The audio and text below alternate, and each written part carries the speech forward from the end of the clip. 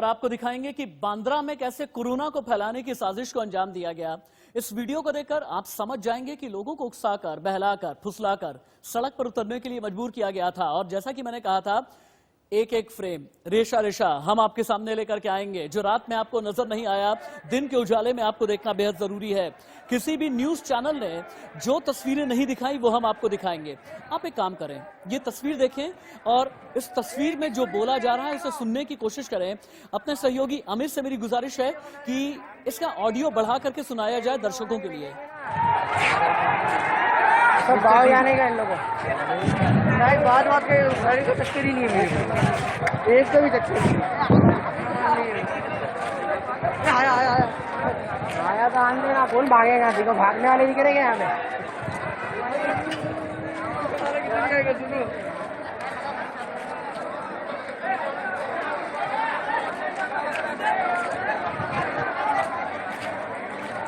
ये कुछ डिसाइड हुआ क्या नहीं, कोई आ रहा क्या नहीं? बोला था मीडिया वाला आने वाला है, पुलिस वाला भी। टाइम दिया था क्या? हाँ 4 बजे।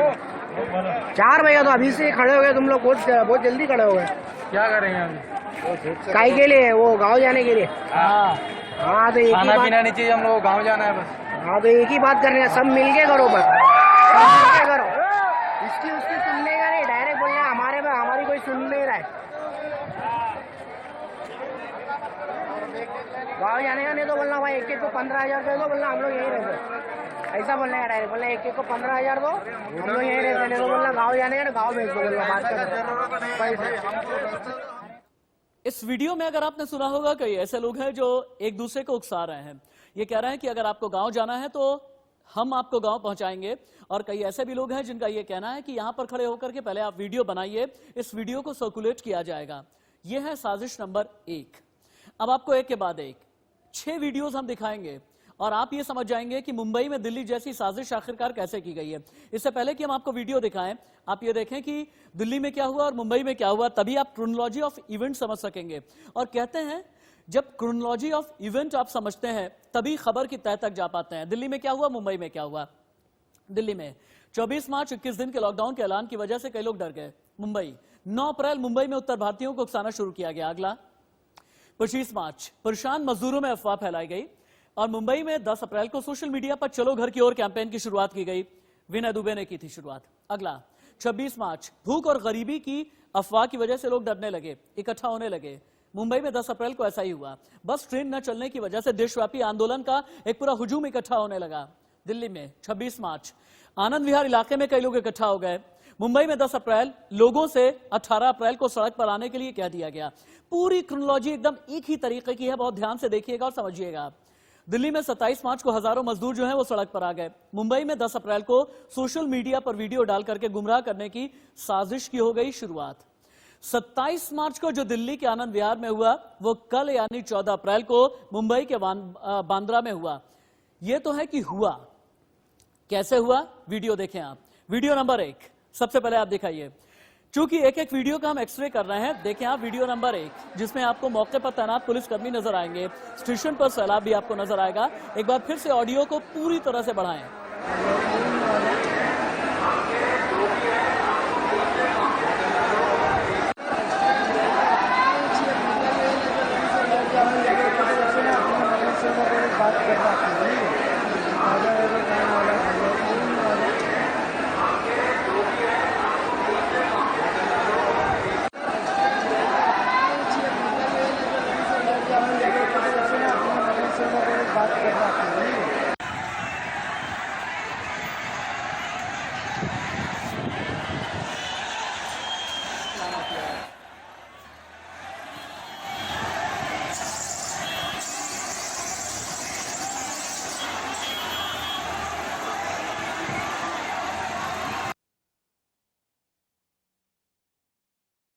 ये हो गया वीडियो नंबर 2। आपको दिखाते हैं वीडियो नंबर 3। बांद्रा के वीडियो का एक्सरे हम आपको दिखा रहे हैं और लगातार आप देखें सड़क पर लोग भाग रहे हैं, मजदूरों को खदेड़ती पुलिस है, पुलिस ने लाठीचार्ज भी करके रखा हुआ है।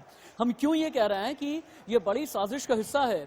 एक भीड़ अगर 5,000, 8,000, 10,000 की तादाद में मुंबई के एक इलाके में इकट्ठा हो जाए, रेलवे स्टेशन के बाहर इकट्ठा हो जाए, लोकल पुलिस को पता ना चले, राज्य सरकार को पता ना चले, राज्य के गृह मंत्रालय को पता ना चले, ऐसा कैसे हो सकता है।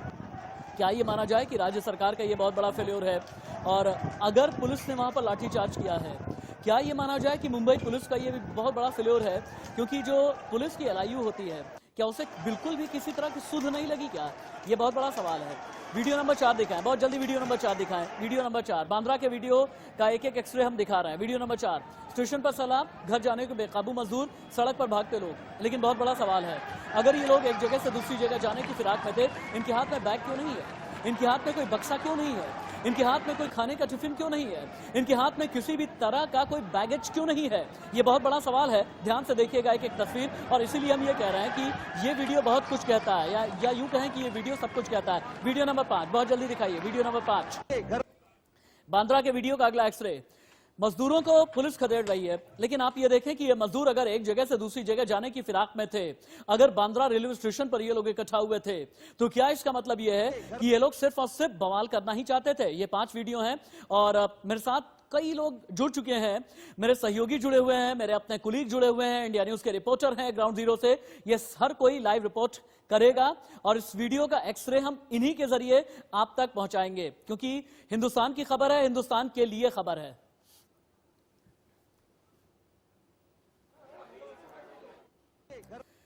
आगे महाराष्ट्र के मुख्यमंत्री उद्धव ठाकरे को सुनाएंगे। विनय दुबे की साजिश क्या है ये भी बताएंगे। विनय दुबे ने किस तरह से बवंडर किया है ये भी आपको दिखाएंगे। लेकिन आपके लिए जानना बेहद जरूरी है कि इन तस्वीरों में क्या है, एक एक फ्रेम क्या कहता है। 3 लोग मेरे साथ में जुड़े हुए हैं, मेरे अपने ऑफिशियल कलीग। शहजाद पूनावाला मेरे साथ में है। शहजाद पूनावाला को मुंबई की जानकारी बहुत अच्छी है। शहजाद पूनावाला ने बांद्रा के वीडियो के हर एक फ्रेम का एक्सरे किया है। शहजाद पूनावाला आपको वैज्ञानिक विश्लेषण देंगे। ग्राउंड जीरो से रिपोर्ट करेंगे मेरे सहयोगी अभिषेक शर्मा। अभिषेक बताएंगे कि ये लोग कौन थे। अभिषेक, सबसे पहले आपके पास आते हुए, बांद्रा में कल कितने लोग इकट्ठा हुए? बांद्रा का आज का अपडेट क्या है, और क्यों ये कहा जा रहा है कि बांद्रा में बहुत बड़ी साजिश की गई है?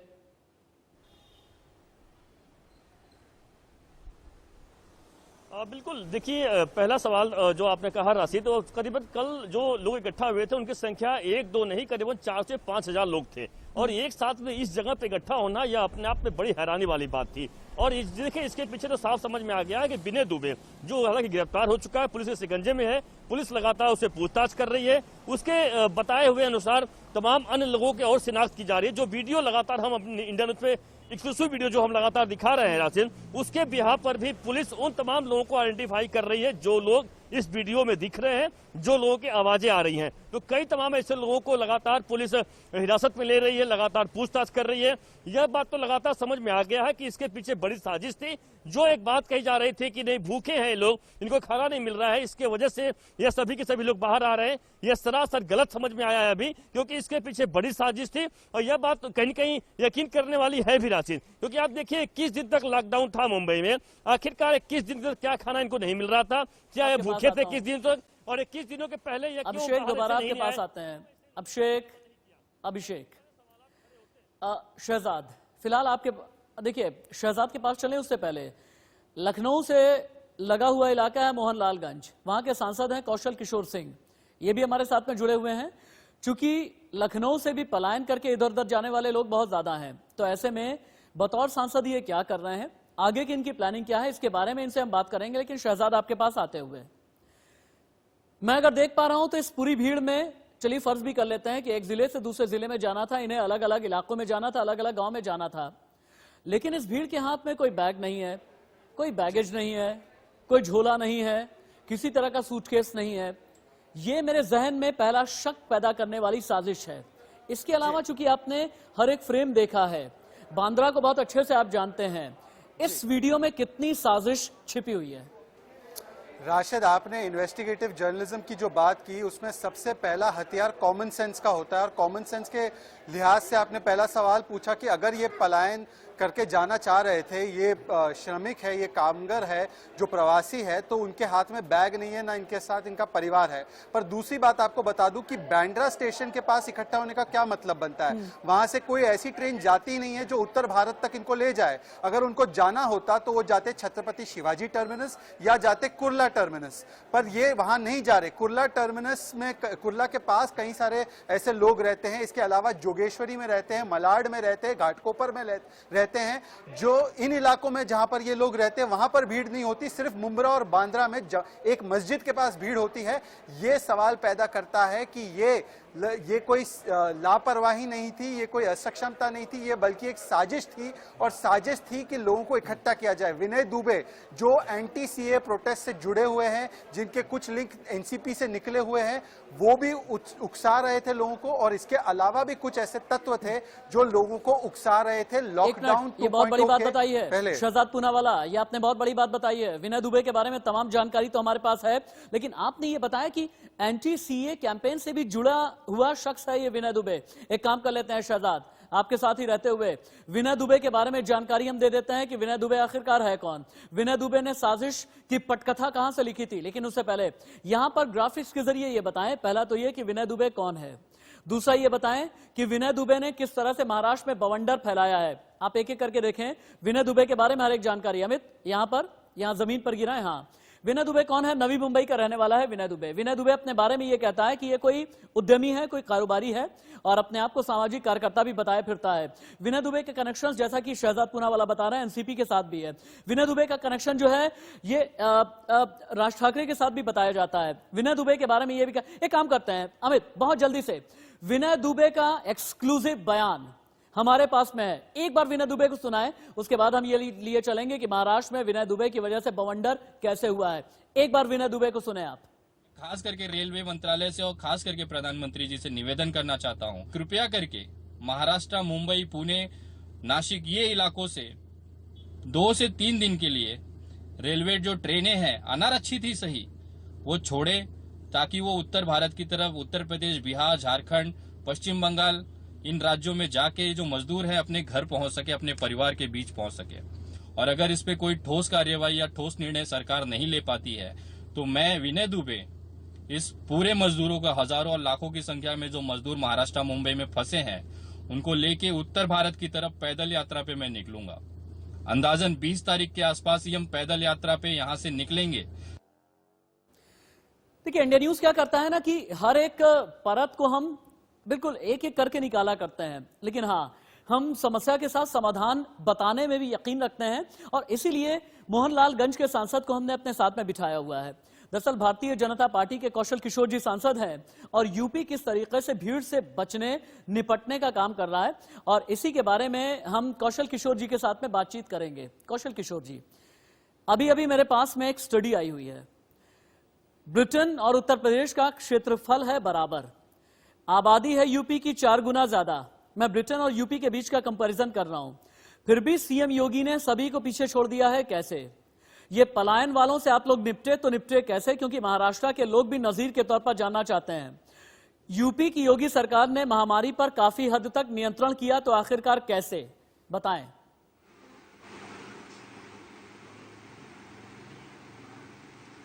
देखिए, उत्तर प्रदेश में भी बड़े पैमाने पर बाहर से लोग पलायन करके आना का प्रयास किए थे। दिल्ली से, चंडीगढ़ से, दूसरे स्टेट से आने के लिए शुरू किए थे, और काफी लोग भी पैदल चल करके या किसी तरीके से आए थे और हाईवे पे आकर के टिके थे। मुख्यमंत्री जी खुद योगी आदित्यनाथ जी वहां पहुंचे थे और उनको जाने का, जो जहां जाना चाह रहा था उसके बसों का इंतजाम करके उनको उनके स्थान तक पहुंचा देने का काम किया था, ताकि कोई भी उत्तर प्रदेश के अंदर इस तरीके से पलायन करने का काम ना करे जो कोरोना वायरस को अपने साथ लेकर के आने का काम करे। कौशल किशोर जी, ऐसे में मुख्यमंत्री जी ने कौशल किशोर जी, एग्जैक्ट में क्या पूछना चाहते हैं समझें आप, समझें।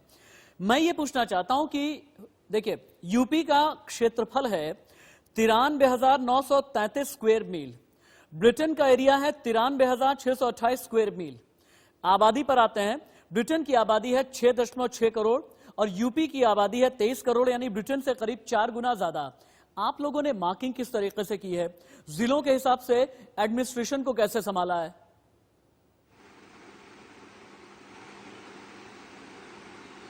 देखिए, सबसे बड़ी बात यह है कि माननीय मुख्यमंत्री जी ने साफ तौर पर सभी लोगों से कहा कि जो लोग जहां हैं वहीं पर रुके, और प्रधानमंत्री जी ने भी कहा। तो प्रधानमंत्री जी की बात को भी यूपी के लोगों ने फॉलो किया और उत्तर प्रदेश के मुख्यमंत्री जी की बात को भी यूपी के लोगों ने फॉलो किया। कड़ाई से प्रशासन ने भी कड़ाई बरती, और जो लोग यहाँ पर रहते थे कि जिनके लिए दूसरी जगह के रहने वाले हैं जिनके खाने पीने की व्यवस्था नहीं है, वो खाने पीने की व्यवस्था भी प्रदेश सरकार ने किया, केंद्र सरकार ने भी किया। और यहाँ पर जितने भी तहसील हैं, वो तहसील हो, चाहे नगर निगम हो, नगर पंचायत हो, टाउन एरिया हो, सब पे कम्युनिटी किचन चल रहा है और उनको खोज करके एक नंबर जारी फिर किया। से मुंबई का रुख करेंगे। अभिषेक, आपके पास आते हुए, ये विनय दुबे नाम का जो शख्स है, इसके पॉलिटिकल कनेक्शंस कहां इसको लेकर के जाते हैं? क्या वाकई में राज ठाकरे और एनसीपी के साथ इसकी करीबी है? अगर है तो किस इंटेंसिटी की है?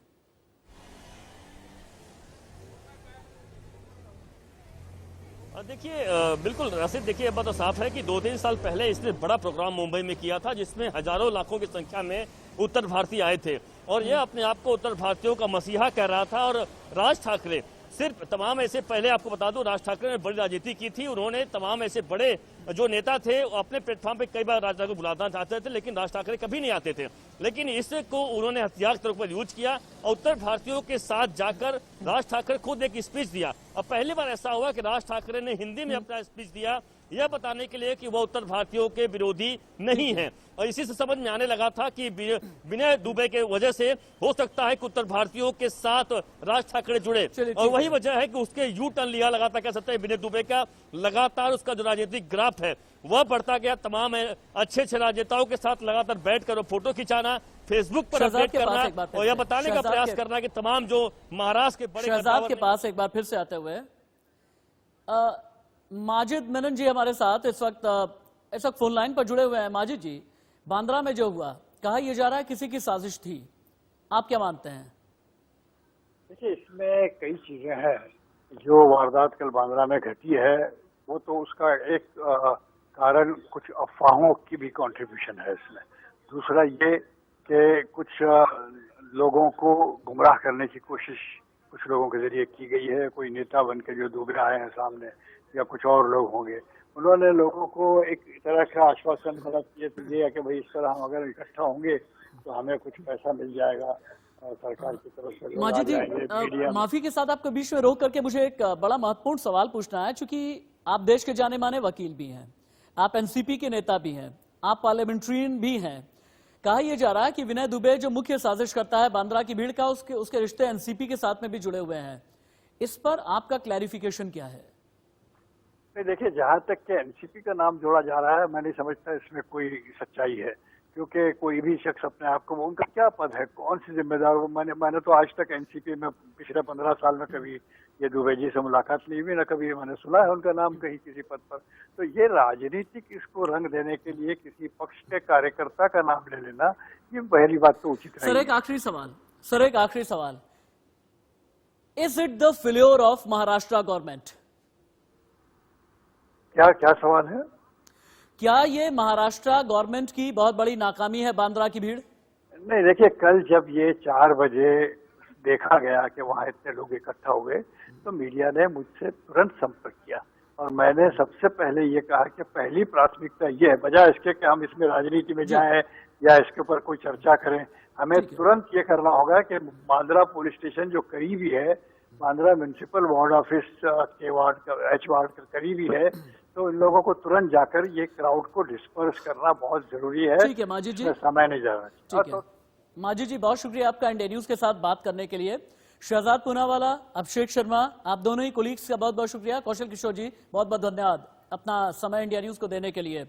कुल मिलाजुला करके इस खुलासे के पीछे का मकसद यह है कि आप ये समझ सकें कि अगर कोई अफवाह फैला रहा है सोशल डिस्टेंसिंग के इस दौर में, अगर कोई ये कह रहा है कि आप एक शहर से दूसरे शहर में जा सकते हैं, तो आप ये समझें कि आपका ही नुकसान हो रहा है। आपको सामाजिक दूरी का पालन करना है, आपको लक्ष्मण रेखा क्रॉस नहीं करनी है। और यही हमारा लोगो भी आपको बता रहा है और दिखा रहा है। एक ब्रेक, कहीं मत जाइएगा, ब्रेक के उस पार। कोरोना के संक्रमण काल में थोड़ा सा अपने आप को लाइट भी रखिए, टाइम पास भी कीजिए, वजह हम देंगे और वजह के साथ साथ स्पेशल प्रोग्राम भी हम आपको देंगे। मैथिली ठाकुर अपने भाइयों के साथ में लाइव आनंद उठाएं और इस वक्त में लॉकडाउन में अपने आप को घर के